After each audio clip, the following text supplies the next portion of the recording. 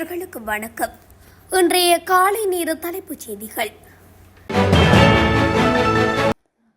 இலங்கையில் மிகவும் வேகமாக பரவி வருகின்ற டெங்கு காய்ச்சல் காரணமாக இலங்கையின் மிகப்பெரிய இலவச குழந்தைகள் மருத்துவமனைக்கு குழந்தைகளுடன் வருகின்ற தாய்மார்கள் அதிகரித்துவிட்டதாக தெரிவிக்கப்படுகின்றது. தற்போது நிலவுகின்ற அசாதாரண நிலையை கருத்தில் கொண்டு தங்கள் குழந்தைகளை சிகிச்சைக்காக அழைத்து வருகின்ற பெற்றோர் மற்றும் பாதுகாவலர்களுக்கு மருத்துவமனை நிர்வாகம் சிறப்பு அறிவிப்பு ஒன்றை வெளியிட்டுள்ளது. இதற்கமைய தங்கள் குழந்தைகளை சிகிச்சைக்காக அழைத்து வரும்போது உரிய ஆவணங்களை உடன் கொண்டு வருமாறு அறிவுறுத்தப்பட்டுள்ளது.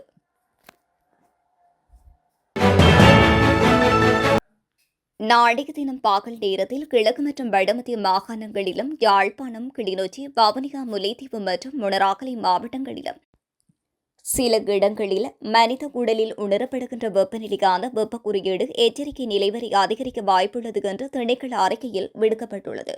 வானிலை ஆய்வு மையத்தின் அறிக்கையின்படி வெப்ப குறியீட்டு முன்னறிவிப்பானது சார்பு, ஈரப்பதம் மற்றும் அதிகபட்ச வெப்பநிலையை பயன்படுத்தி கணக்கிடப்படுவதாக தெரிவிக்கப்படுகின்றது. இந்நிலையில் நீண்ட நேரம் வெயிலில் இருப்பதும் வெளிப்புற செயற்பாடுகளில் ஈடுபடுவதும் சோர்வை ஏற்படுத்தும் என்றும் அதேவேளை தொடர்ந்து செயற்படுவது வெப்ப தசைப்பிடிப்புகளுக்கு வழிவகுக்கக்கூடும் என்றும் அறிவுறுத்தல் விடுக்கப்பட்டுள்ளது. கிழக்கு பல்கலைக்கழக கல்லடி சுவாமி விபுலானந்த இசை நடன கல்லூரி விடுதியில் மாணவியொருவர் தவறான முடிவெடுத்து உயிரை மாய்த்து கொண்டுள்ள நிலையில் அங்கு பரபரப்பு ஏற்பட்டுள்ளது. குறித்த சம்பவம் நேற்றைய தினம் புதன்கிழமை இடம்பெற்றுள்ளது. இதன்போது திருக்கோவில் காவல்துறை பிரிவில் உள்ள தம்பிலுவில் ஆர்டிஏ வீதியைச் சேர்ந்த 20 வயதுடைய மாணவியொருவரே இவ்வாறு உயிரிழந்ததாக தெரிவிக்கப்பட்டுள்ளது.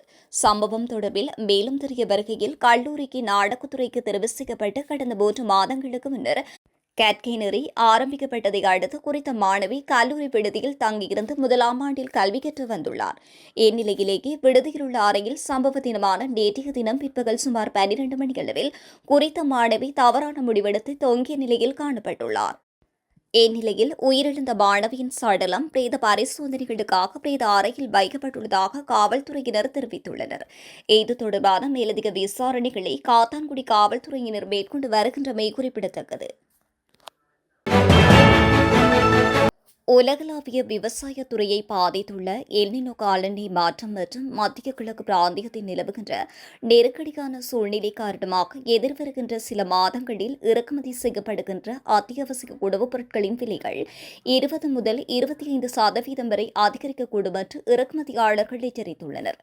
கடல் போக்குவரத்து மற்றும் வர்த்தக நடவடிக்கைகளுக்கு ஏற்பட்டுள்ள தடைகள், அத்துடன் முக்கிய உணவு உற்பத்தி நாடுகள் தமது உள்நாட்டு நுகர்வை உறுதி செய்வதற்காக ஏற்றுமதிக்கு கட்டுப்பாடுகளை விதிப்பது ஆகியவை விலை அதிகரிப்பிற்கான முக்கிய காரணங்களாக அமைந்துள்ளன.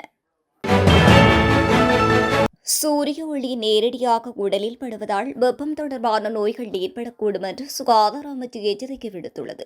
நிலவுகின்ற அதிக வெப்பமான வானிலை காரணமாகவே இந்த நிலைமை ஏற்படும் என்று சுட்டிக்காட்டப்பட்டுள்ளது. எனவே பொதுமக்கள் குறிப்பாக காலை 11 மணி முதல் பிற்பகல் 3 மணி வரையிலான காலப்பகுதியில் சூரிய ஒளியில் அதிக நேரம் நடமாடுவதை தவிர்க்குமாறு கேட்டுக் கொள்ளப்பட்டுள்ளனர். அத்துடன் போதுமான அளவு நீரிருந்துமாறும் இளநீர் ஆடைகளை அணியுமாறும் சுகாதார அமைச்சு மேலும் அறிவுறுத்தியுள்ளது.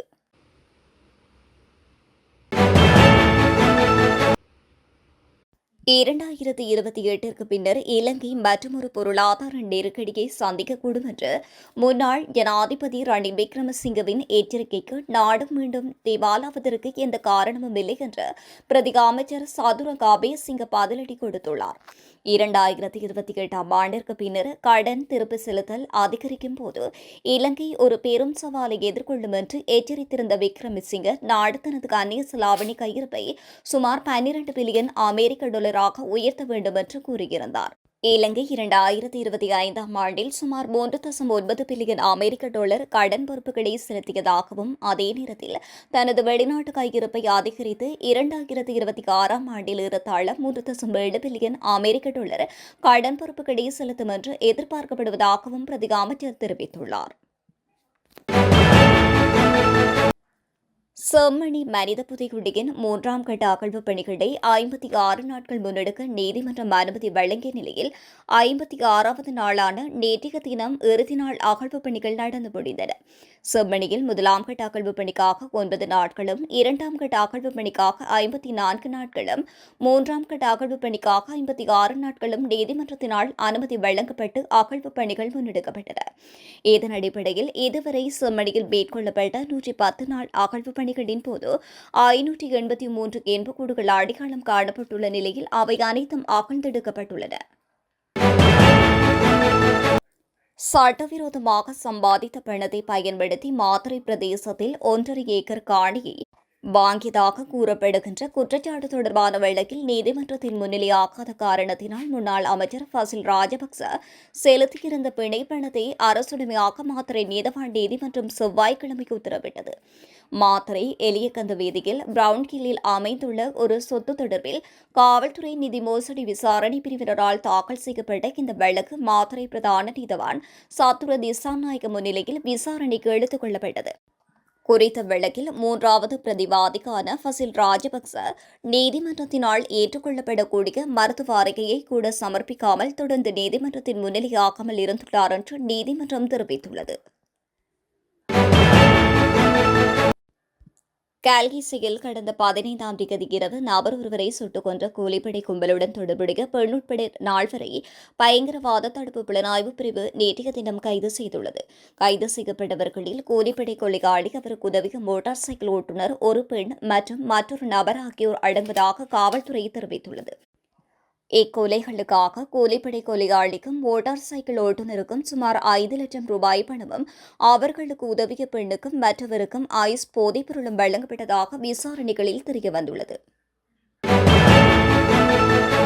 கண்டி ஸ்ரீ தலதா மாளிகையில் நடைபெறுகின்ற எசல மகா பிரகராவை முன்னிட்டு நேற்று முதல் கண்டியில் உள்ள பல மதுபான கடைகளை மூட கலால்வரி திணைக்களம் நடவடிக்கை எடுத்துள்ளது. எதிர்வருகின்ற 28ஆம் தேதி வரை 10 நாட்களுக்கு மதுபான கடைகள் மூடப்பட்டிருக்கும் என்று தெரிவிக்கப்பட்டுள்ளது. கண்டி, கடவத் சத்தர் மற்றும் கங்கவட்ட கோரள பிரதேச செயலக பிரிவுகளில் அமைந்துள்ள அனைத்து மதுபான விற்பனை நிலையங்களையும் மூடுவதற்கு உத்தரவிடப்பட்டுள்ளது.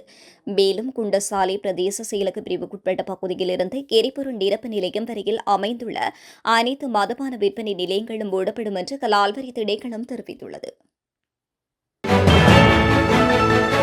நாட்டில் பதிவாகும் டெங்கு மரணங்களின் எண்ணிக்கை 69ஆக உயர்வடைந்துள்ளதாக தேசிய டெங்கு கட்டுப்பாட்டு பிரிவு தெரிவித்துள்ளது. அத்துடன் இவ்வருடத்தில் இதுவரை மொத்தமாக 92,854 டெங்கு நோயாளர்கள் அடையாளம் காணப்பட்டுள்ளதாக தெரிவிக்கப்படுகின்றது. கடந்த ஜூலை மாதத்தில் 29,964 என்ற எண்ணிக்கையில் அதிகளவிலான நோயாளர்கள் பதிவாகியுள்ளனர். மேலும் ஆகஸ்ட் மாதத்தில் இதுவரையில் கடந்துள்ள சில நாட்களில் மட்டும் 7,516 நோயாளர்கள் அடையாளம் காணப்பட்டுள்ளனர். இவ்வாறாயினும் 96 சுகாதார மருத்துவ அதிகாரி பிரிவுகளை தொடர்ந்து டெங்கு அதி அபாய வலயங்களாக சுகாதார பிரிவினர் பெயரிட்டுள்ளனர். இத்துடன் தமிழொலியின் இன்றைய காலை நேர தலைப்புச் செய்திகள் நிறைவடைகின்றன. தொடர்ச்சியாக செய்திகளை அறிந்து கொள்ள தமிழொலி ஊடகத்துடன் இணைந்திருங்கள். நன்றி, வணக்கம்.